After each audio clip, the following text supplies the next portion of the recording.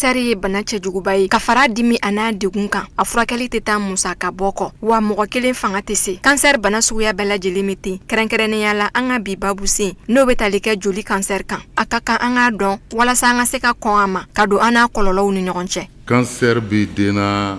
cogo min a bɛ mɔgɔkɔrɔba la ten alors an ka baara bɛnnen don denw ta furakɛli ma yan alors an ye nin baara in daminɛ en 2005 alors 2005 kana sisan na o ye san caman ye dɛ a bɛ san 20 dɔɔnin bɔ sa an bɛ denw ka cancer furakɛ yan alors cancer suguya ka ca bamanankan la o b'a wele ko bon mais bon tɛ en tant que tel mɔgɔ si ma mɔgɔ si bon o fɛn tɛ quoi alors suguya ka ca a bɛ se ka kɛ mɔgɔ farikolo fan bɛɛ alors kɛrɛnkɛrɛnnenya la denw ta min ka ca an fɛ yan dɔw ta bɛ k'u da la dɔw ta bɛ k'u kɔnɔbara la rein ta b'a la joli ta b'a la ɲɛ ta b'a la. Leucémie ye jolilabana de ye ale bɛ komi bon mais bon min don a bɛ joli de kɔnɔ jolikisɛ kan joli minnu dilanna o tɛ dilan ka ɲa ka se u se wagati la a bonnama bɛ kɛ cogo min na o joli u ma se ka dilan ka se u se wagati la a bɛ yɛrɛkɛ farisogo fan bɛɛ la yɔrɔ farisogo fan bɛɛ joli bɛ taa yen donc ale bɛ yɛrɛkɛ farisogo fan bɛɛ la normalement ni joli bɛ dilan cogo de b'a la k'a timɛ k'a kɛ jolikuru ye jolikuru bɛ fo façon saba donc o façon saba ninnu dilanni tɛ se u dan na a bɛ jɔ hakɛ dɔ la n'a jɔra hakɛ la dɔrɔn a bɛ ɲaga n'a ɲagara dɔrɔn a bɛ kɛ komi n'a bɛ ji seri quoi donc ale bɛ métastase kɛ. bon leucémie dɔrɔn tɛ joli la wala lymphome fana bɛ joli la ka fara leucémie kan mais leucémie an bɛ se k'a fɔ ten bamanankan na wala joli cancer wala leucémie suguya ka ca wala dɔw bɛ yen ko leucémie aiguë lymphoblastique dɔw bɛ yen myéloblastique danfara b'olu ni ɲɔgɔn cɛ hali lymphoblastique ni myéloblastique danfara b'olu fana ni ɲɔgɔn cɛ bon o danfara o farafasiyali an b'olu k'an ka baarakɛyɔrɔ la yan wala bon joli cancer wɛrɛw bɛ yen lymphome bɛ yen lymphome de Burkitt bɛ yen wala lymphome de Hodgkin bɛ yen olu bɛɛ ye joli cancer ye a suguya ka ca dɔɔnin quoi leucémie a suguya dɔ ye voilà parce que cellule a bɛ jouer cellule kɔnɔna fɛn dɔ bɛ yen ko ADN a bɛ modification dɔw de don yen quoi cellule bɛ dilan yɔrɔ yɛrɛ min zɛbɛn kɔnɔna la modification dɔw de bɛ don yen donc zɛbɛn cellule ninnu de kan ka mɔ ka bɔ ka na joli sira fɛ ka na farisogo kɔnɔna la donc ni modification kɛra ADN na zɛbɛn kɔnɔna cellule tɛ mɔ d'accord n'u ma mɔ u bɛ bloquer et puis u bɛ multiplier u bɛ caya kosɛbɛ de façon anarchique bakuruba la o de bɛ na ni leucémie ye une prolifération incontrôlée des cellules hématopoïétiques a b'o cogoya de la quoi donc n bɛ ka facteur favorisant minnu fɔ nin n ye minnu f'i ye tan olu bɛ jouer o yɔrɔ de kan kabini fo cellule kɔnɔna cellule bɛ dilan yɔrɔ min yɛrɛ zɛbɛn kɔnɔna la u nana o modification ninnu et puis cellule bɛ commencer ka multiplier ka cari farisogo yɛrɛ t'a contrôler tugun donc n'o kɛra sisan a bɛ farisogo envahir voilà n ye kuru minnu f'i ye ani manifestation minnu k'a la a bɛ na n'olu bɛɛ de ye. kɔn ka banabaatɔ ninnu ka bana dɔn yanni bana ka se sɔrɔ u farisogo kan o ye a nafa fɔlɔ ye nafa filanan ye ka dɔgɔtɔrɔ kulu bɛɛ fana kunnafoniya o hakili ka kɛ bana in na joona ni denw nan'u ma bana furakɛ la u ka bila hakili la k'a fɔ ko ale bana in bɛ se ka kɛ den na fana a taamasiyɛn dɔɔni bɛ se k'a to dɔgɔtɔrɔ hakili bɛ k'a la ka kɔn ka bana in furakɛ sabula n'a dɔnna joona a bana bɛ se ka furakɛ fo k'a ban pewu den fɛ yen alors que mɔgɔkɔrɔba fɛ yen tuma caman furakɛli ma nɔgɔ mais den ta la a caman bɛ furakɛ fo k'a ban n'a dɔnna joona a bakuru la a bɛ fɔ ko leucémie mais banakisɛw la olu la suguya misɛnnin wɛrɛw b'a kɔnɔ a bɛ se k'a fɔ suguya belebeleba fila o filaw fana bɛ tila u ni ɲɔgɔn cɛ dɔɔnin dɔɔnin dɔgɔtɔrɔ b'o taamasiyɛn dɔn jolikuru la jolikuru baara ka ca kuru dɔ bɛ yen nɔ ale bɛ banakisɛw de kɛlɛ ka mɔgɔ dɛmɛ ka farisogo banakisɛw kɛlɛ kuru dɔ bɛ yen a bɛ farikolo dɛmɛ ka joli simi kuru dɔ wɛrɛ bɛ yen o ta ye juste ka kɛlɛfɛnw caya farisogo la walasa joli kana dɛsɛ donc o kulu 3 ninnu bɛɛ la bana in bɛ se ka s'olu ma sabula banakisɛ joliso joli bɛ dilan fɛn mun kɔnɔ n'a bɛ fɔ a ma ko moelle osseuse olu de baara tɛ kɛ ka ɲa ale bana in na jolikisɛ tɛ se a se yɔrɔ dan na ka mɔ ka se a dan na mais o dɔrɔn tɛ problème ye o b'a la nka u bɛ tila ka bugun u ka bugun ko cɛjugu de façon anarchique k'a dama tɛmɛ a bɛ kɛ cogoya bɛɛ la quoi wa a ka teli nka den ta spécificité ye mun ye den ka multiplication ka teli kojugu mais a furakɛ ka di ni mɔgɔkɔrɔba ta ye voilà n'a dɔnna joona a bɛɛ ye kelen denmisɛnnin fɛ comme mɔgɔkɔrɔba fɛ mais denmisɛnnin ka particularité ye mun ye ale ka temps de multiplication ka teli mais ale ka réponse traitement na ni furakɛli daminɛna joona a ka teli ka se ka furakɛ joona parce que furaw bɛ a bɛ fɔ a ma ko chimiosensible je sais pas n b'o fɔ bamanankan na cogo min ni fura sɛbɛnna dɔrɔn a bɛ nɔgɔya la yira den ka bana na ka sɔrɔ a ma sigi a fari la on va sɔrɔ sababu tɛ se ale banaw na bon bana ninnu caman bɛ yen sɔrɔ sababu t'a la alors n'a y'a jateminɛ kɛmɛ saradala 80 à 90% leucémie kaw la alors olu nacogo dɔnnen tɛ voilà o bɛ na u yɛrɛ ma ten mais 20% ɲɔgɔnna olu causes dɔnnen don à peu près mais tamasiyɛn dɔw de bɛ yen n'olu bɛ hakili kan ka t'u la o tamasiyɛn ninnu na sigiyɔrɔ ko a ma kɛ k'a fɔ i ka dugu sigiyɔrɔ ko dɛ mais sigida la fɛn dɔw bɛ yen nɔ n'olu bɛ sigida la ka se tɔɔrɔ k'o se den muso kɔnɔma ma o bɛ se ka a lase a ma komi exposition radio exposition à des radiations ionisantes o b'a kɛ ani fana anw fɛ sisan nɔ sanuko ni sɛnɛko yɔrɔ la surtout sanu bɔyɔrɔ la nɛgɛlafɛn caman bɛ utiliser olu bɛ se ka croisement provoquer den ka joli la o la den bɛ se k'a sɔrɔ c'est-à-dire ni a exposera olu la olu ye facteurs ye o 20% parmi ces causes alors an bɛ se ka fɔlɔ min fɔ mali la sisan yɔrɔ fɛn dɔ warakatalen don fan bɛɛ fɛ an ka togodaw la n'o ye binfagalan ye binfagalan n t'a dɔn n'i b'a dɔn u b'a k'u ka forow la u b'a seri binw kan bon yɔrɔ jaralaka ninnu caman bɛ yen sisan salaya b'u minɛ foro la wala siyɛnni tɛ k'a ɲɛma dɔw u bɛ danni kɛ dɔrɔn binfagalan serili daminɛ binfagalan ye poison de ale bɛ se ka kɛ sababu ye ka na leucémie o ye fɔlɔ ye filanan sosofagalan fiyɛta ninnu an bɛ min fiyɛ an ka so kɔnɔ sufɛ bon mɔgɔw b'a fiyɛ so kɔnɔ mais kɔlɔlɔ b'a la dɛ ale fana citelen don parmi les facteurs a bɛ se ka na ni leucémie fana ye a bɛ se ka cancer caman bila mɔgɔ la yɛrɛ min ye tɛ leucémie yɛrɛ ye leucémie b'ale fana la ani fɛn wɛrɛ donc mɔgɔw k'u kɔlɔsi quoi voilà binfagalan ye par exemple tubabu yɛrɛ baara yɛrɛ a interdilen don mais yan fana bɛ yan a bɛ cancer bila mɔgɔ la yɔrɔ centrale nucléaire dɔw cira yɔrɔ dɔw la diɲɛ kɔnɔ n t'a dɔn n'i b'a kalama Tchernobyl Fukushima même deuxième guerre mondiale ban kuma yɔrɔ bombe filila dugu dɔw kan Nagasaki Hiroshima wala olu kɔfɛ o nana ni leucémie carilen o jamana ninnu kɔnɔ u bɛɛ bɛ na n'a ye voilà o radiation ninnu u bɛ taa jouer cellule kan a bɛ na ni leucémie ye n'o bɔra yen haute tension ligne de haute tension courant bɛ tɛmɛ sira minnu fɛ yɔrɔ Mali la yan nɔ mɔgɔw sigilen don a jukɔrɔ u ɲɛna ko foyi tɛ voilà courant bɛ tɛmɛ sira minnu fɛ normalement EDM yɛrɛ ka jate la mɔgɔ man ka t'i sigi o jukɔrɔla ninnu c'est chambre tigi de don o sigilen don u t'a dɔn min don yɛrɛ dɔw yɛrɛ du jɔ ka gun a la o fana kan ka dabila o bɛ na n'a ye fana l'exposition prolongée dans un champ magnétique voilà, peut entraîner leucémogène non joli cellule bɛ dilan yɔrɔ min zɛmɛ kɔnɔna la a bɛ taa jouer fo yen kan a bɛ na ni problème ye quoi bon téléphone cellulaire kuma bɛ fɔ a la bon mais recherche bi ka ko kan sa téléphone kelen bon an bɛ minnu manipuler wala dɔw yɛrɛ b'u da ka se o téléphone bila poche kɔnɔ ka yala wala parce que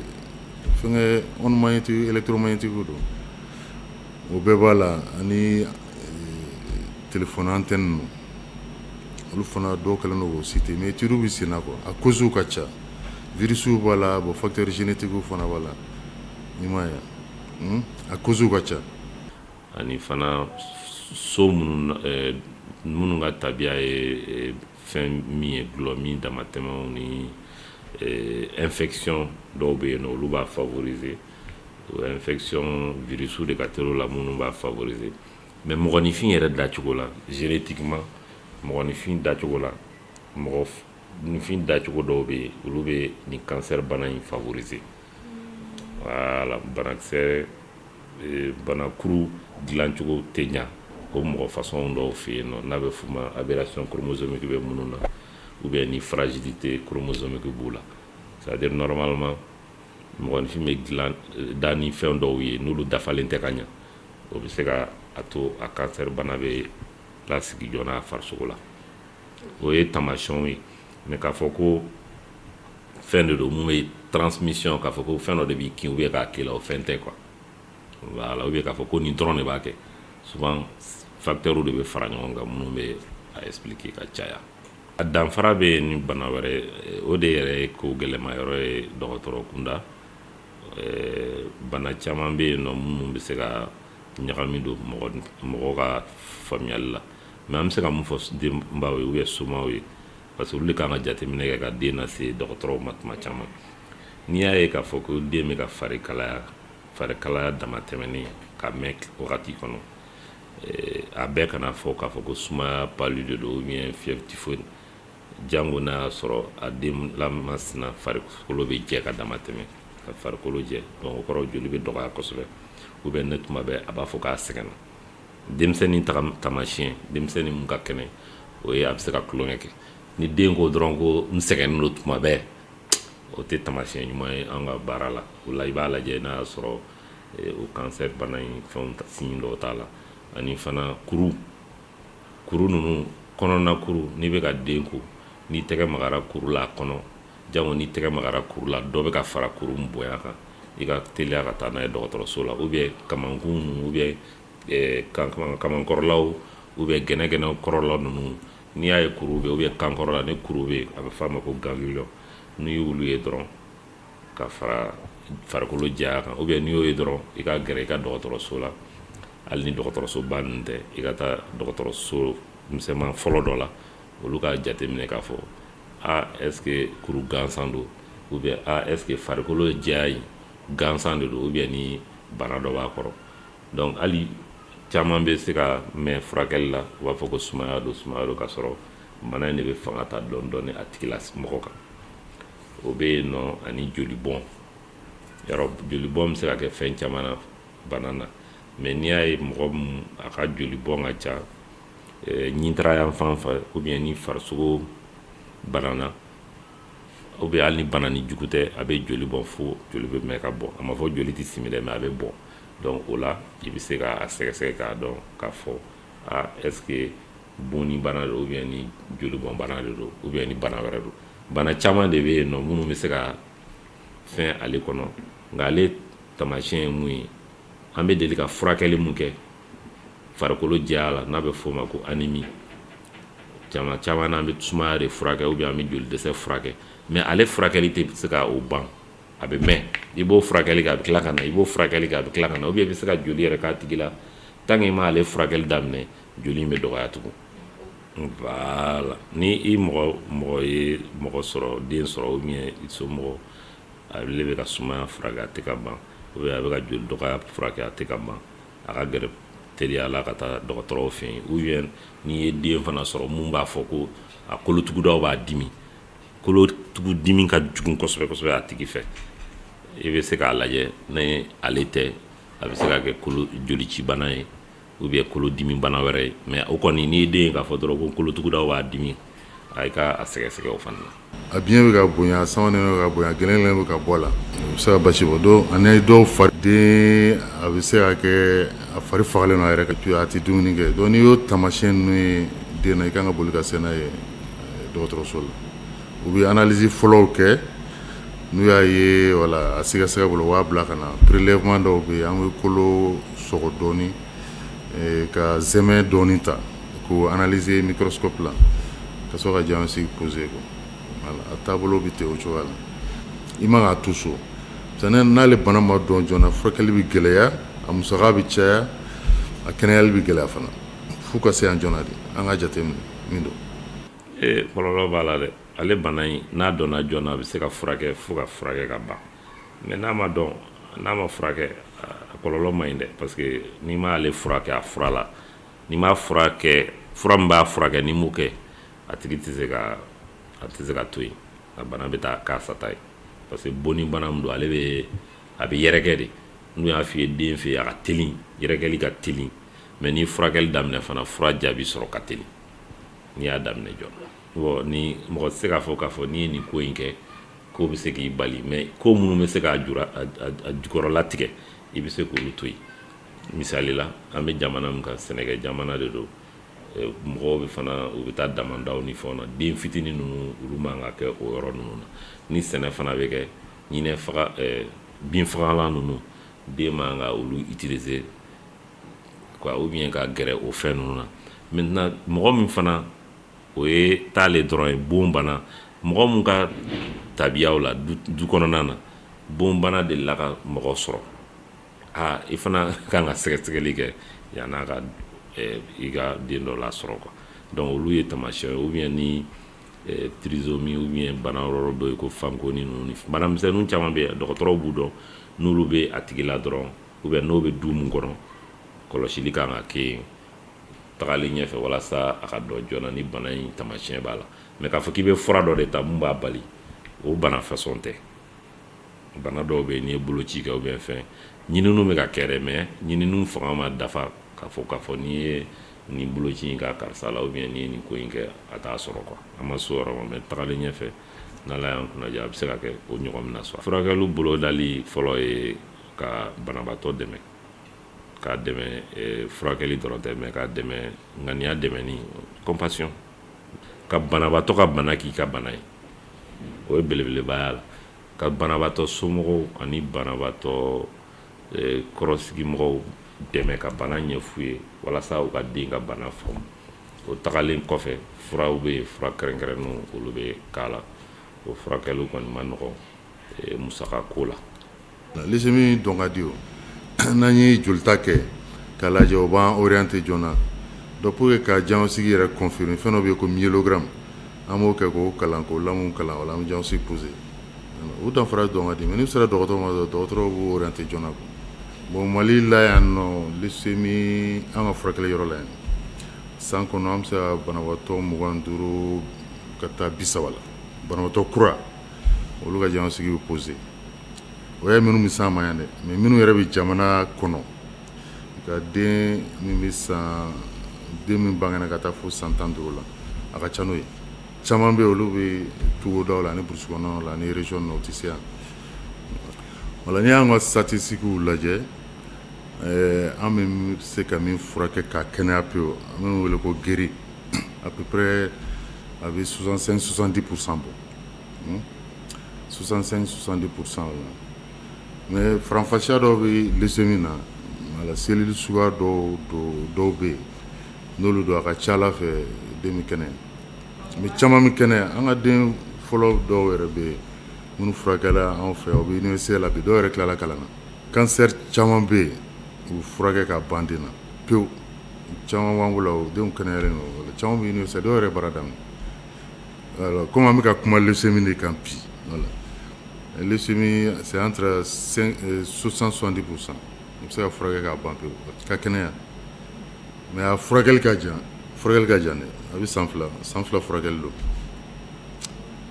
san fila furakɛli don kabini a diagnostic poser fo ka taa kuncɛ yɔrɔ min a tigi bɛ san fila kɛ furakɛli la mais a bɛɛ ti kɛ ni banabaatɔ ladalen ye yan a bɛ taa a bɛ na i m'a ye o bɛ wala banabaatɔ bɛ taa so a bɛ na kuma dɔ an b'a lada wala a furakɛli ka jan musakaw ka ca an k'o fɔ k'o da kan musaka ko b'a la wala musaka fanba yɛrɛ bɛ somɔgɔw kun an kɔni bɛ furakɛli kɛ yan wala a bɛ protocole dɔ suit an protocole suit somɔgɔw bɛ fura fanba san bon kuma dɔ la fura dɔw bɛ k'an bolo an b'o d'u ma wala n'an ye dɔw bɛ dɛmɛ kɛ n'o nana ni fura an bɛ se k'u dɛmɛ n'an b'a d'u ma mais n'o tɛ wala ka taa analyse la ka taa cancer furaw la ani sérum ni consommables a bɛɛ bɛ somɔgɔw kun alors Mali la yan pour l'instant den ka cancer furakɛli fanba bɛ kɛ yan Gabriel Touré la bon leucémie opereli ko kuma t'ale la ale bɛ furakɛ ni fura min furakɛli cogo min o wele ko polychimiothérapie opereli ko kuma t'ale la mais cancer tɔw bɛ yen an ni mɔgɔ wɛrɛw bɛ baara kɛ comme chirurgien radiologue anapathe wala an ka ca quoi parce que mɔgɔ kelen tɛ se ka cancer furakɛ k'a ban pewu fo ni tɔw ka fara ɲɔgɔn kan dɔgɔtɔrɔso la mais leucémie de diagnostic posera ka ban a fanba bɛ kɛ oncologie la yan n'o bɛ wele ko polychimiothérapie an b'o daminɛ a ka ca ala fɛ solution bɛ sɔrɔ a la furakɛli kɛcogo yan ni diagnostic posera ka ban an bɛ somɔgɔw sigi an b'a ɲɛf'u ye bana ye min ye a bɛ furakɛ cogo min fura minnu bɛ k'a la fura ninnu kɔlɔlɔ ye min ye an b'a bɛɛ ɲɛfɔ somɔgɔw ye et puis min ka gɛlɛn ma ka furakɛli daminɛ ka tunu ni den an bɛ min wele tubabukan na ko abandon traitement o bɛ na ni tiɲɛniba de ye n'a daminɛna banabaatɔ man ka tunu man ka tunu n'a ye i b'i ka rendez-vous respecté et puis an bɛ to ka rendez-vous d'i ma i kan ka na don min traitement min kan ka kɛ a bɛɛ bɛ sɛbɛn cahier kɔnɔ ladaliw b'a la dɔw bɛ fura dɔw bɛ di so n'o ye comprimé ninnu min fɛn fɛn kan ka kɛ sérum ni fɛn dɔ bɛɛ bɛ kɛ an ka service la yan bon furakɛli hukumu kɔnɔ o cas dɔw bɛ kɛ dɔw bolo bɛ ban vraiment ça va pas comme Mali ye ɲɔgɔn dɛmɛ jamana ye voilà an b'an débrouiller selon nos moyens de bord an b'a gérer ten o cogoya la welewelekan min bɛ n bolo o ye kɔlɔsili ye kɔlɔsili fɔlɔ ye mun ye denbatigiw k'u timinandiya u ka denw jateminɛ ni den farikolo bɛ lajɛya kojugu ou bien ni fari bɛ kalaya ka dama tɛmɛ ou bien ni den bɛ a bɛ joli bɔn ko dama tɛmɛ a bɛ furakɛ mais a tɛ jɔ ou bien ni u y'a ye k'a fɔ den yɛrɛ tuma bɛɛ a b'a fɔ k'ale sɛgɛnnen don ou bien kolotugudaw b'a dimi u ka taa sɛgɛsɛgɛli kɛ dɔgɔtɔrɔso la k'a dɔn k'a fɔ ni bana min b'a la sabula ni nin bana in n'a kunbɛnna joona a bɛ se ka furakɛ joona wa n'a furakɛra joona a bɛ se ka nɔgɔya fo a ka ban kumakan laban ye o ye ka Sherifila TV mɔgɔw fo a ka hakilina na sabula an karamɔgɔw y'a fɔ an ye k'a fɔ bana kunbɛn o ka fisa bana furakɛ bana furakɛ ka di banabaatɔ bɛ bana min faamu n'a y'a ka bana faamu o y'a kɛnɛyalen de o de kama an bɛ misali ninnu fɔ k'a fɔ aw ye fana dɔgɔtɔrɔ bɛɛ kɔni an kɔni pédiatrie baara yɛrɛ ale taalan fɔlɔ ye compassion de c'est-à-dire banabaatɔ ka bana ka k'i ta ye k'a dɛmɛ k'a furakɛ o de ye kuma laban bɛ n bolo n b'aw fo an b'an lamɛnbagaw bɛɛ fo ala ka waati wɛrɛ yira an na. alors welewelekan b'an bolo bon an mago bɛ dɛmɛ na minnu bɛ se k'an dɛmɛ o la état b'o la ani les bonnes volontés aussi parce que yan nɔ an bɛ baara kɛ bon sanjikɔrɔ waati c'est ça mais an ka baara don voilà an ka baara bɛnnen don cancer furakɛla ma mɔgɔ kelen tɛ an ka ca an ka patron ba yɛrɛ bɛ n'o ye Boubacar Togo ye voilà ale yɛrɛ ye seko kɛ kosɛbɛ nin ko la kuma bɛ an bɛ dama kasi mɔgɔw bɛna ɲininka ni bonne volonté minnu bɛ se k'an dɛmɛ dɛmɛ ye mun ye u ka cancer fura san ka na di pour que den ninnu ka furakɛ leucémie dɔrɔn tɛ dɛ cancer suguya ka ca yan san o san cancer min bɛ diyan aussi que an ka unité la a bɛ 200 ɲɔgɔn na bɔ bon o y'a minnu bɛ s'an ma mais ni Mali bakuruba ta san o san cancer min bɛ den min minɛ Mali la a ka ca ni mɔgɔ 1000 mɔgɔ 1000 200 yɔrɔ hali o tɛ à peu près 15% o dɔrɔn de bɛ se yan a tɔ bɛɛ bɛ burusi kɔnɔna ni région ninnu kɔnɔ o tɛ se yan yɛrɛ donc n'an bɛ se ka sensibilisation kɛ komi aw sera an ma cogo min ni mɔgɔw ye ko dɔ kɔlɔsi u den na qui est inhabituel u ka boli ka s'anw ma yan nɔ alors an mago bɛ dɛmɛ na cancer furaw b'o la ani consommables ani analyses alors donc n'a u bɛ se ka na kɛ se ka san ma ɲa u bɛ se ka passer hôpital fɛ u bɛna stock de médicaments kɛ an ma utiliser denw na a bɛ fisaya kosɛbɛ a bɛ bangebaa dɛmɛ cancer minnu denw na a b'u dɛmɛ kosɛbɛ o furakɛli la parce que n'a fɔra ko ka nin bɛɛ san ka nin dépense bɛɛ da o kun wagati ma nɔgɔn sisan alors n'an ye leucémie yɛrɛ ta ale dimi min b'ale kan o komi ale dimi ta kolo de la kosɛbɛ a tigi kolo b'a dimi kosɛbɛ wala cancer tɛ bonya o cogo la ten wala a bɛ furakɛ Mali la denw ta a bɛ furakɛ Mali la a furakɛ yɔrɔ bɛ kabini 2005 a bɛ furakɛ yan banabaatɔ bɛ ka caya don o don ka taa fɛ parce que Mali population bɛ ka caya mais banabaatɔ cancer a bɛɛ tɛ se yan caman bɛ région ninnu na donc n b'a ɲini dɔgɔtɔrɔw fɛ n baarakɛɲɔgɔn halisa u ka sensibilisation continue n'u sin damadɔ ye denw na leucémie dɔrɔn tɛ hali cancer wɛrɛ u k'u bila ka na yan joona an bɛ furakɛli daminɛ u kana retard foyi ta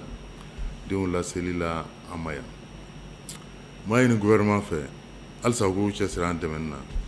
kɛnyɛrɛye minnu fana bɛ se ka denmisɛnninw dɛmɛ ka nin bana in furakɛ k'an dɛmɛ a furakɛli la surtout fura ta fan fɛ ani consommables u ka s'an ma yan wala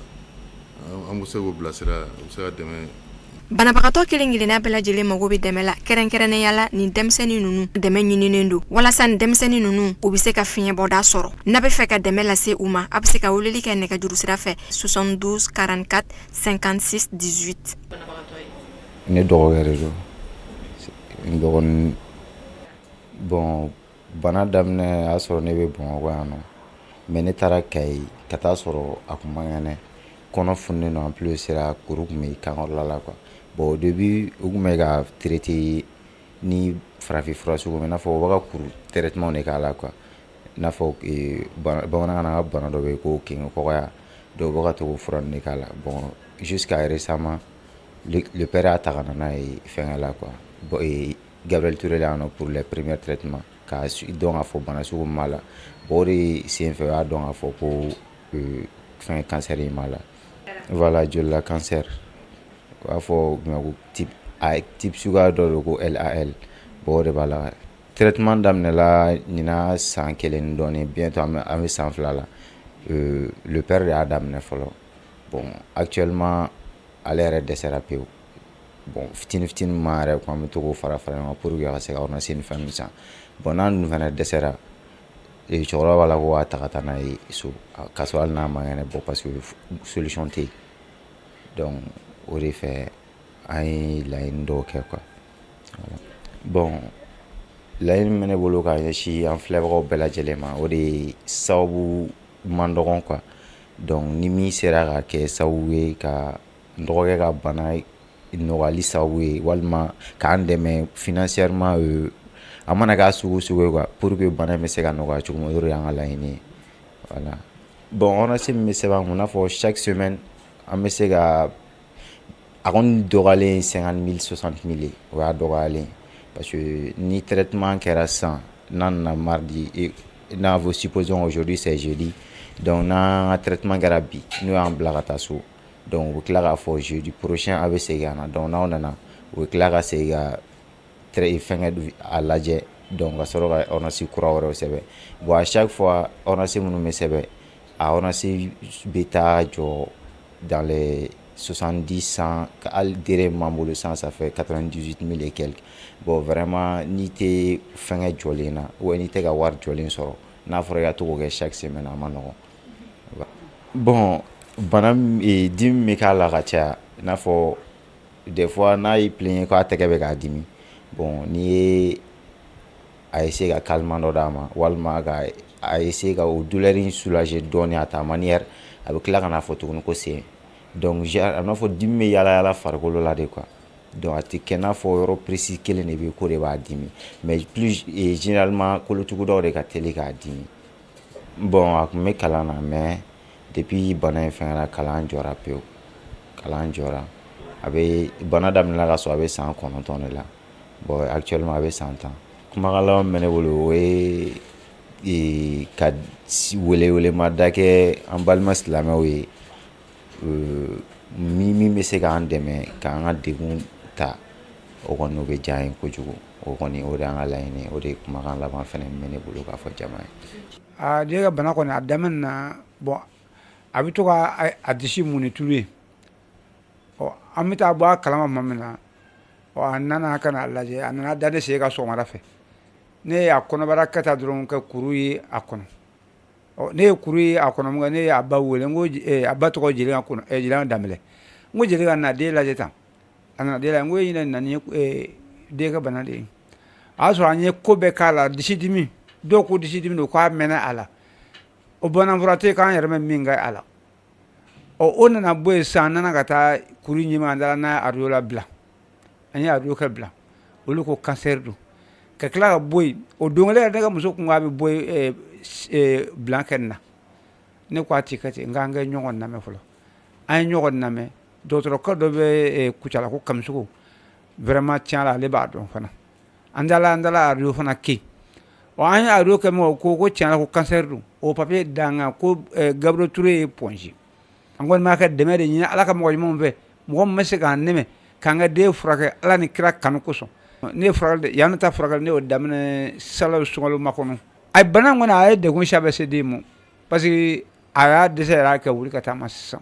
bana kɔni y'a dɛsɛ o yɛrɛ ma sisan kana sɔrɔ den de degun bɛ tan bon foyi yɛrɛ t'anw yɛrɛ bolo bilen an kɔni jigi bɛ ala yɛrɛ ka dɛmɛ kama dɔrɔn mɔgɔ bɛ ɲuman min bɛ se ka sɔrɔ k'an dɛmɛ ala ni kira yɛrɛ jaati ka sɔn pour que an ka den bɛ se ka kɛnɛya cogo min na n tɛ se t'an yɔrɔ bilen dɛ setigi de ye ala ye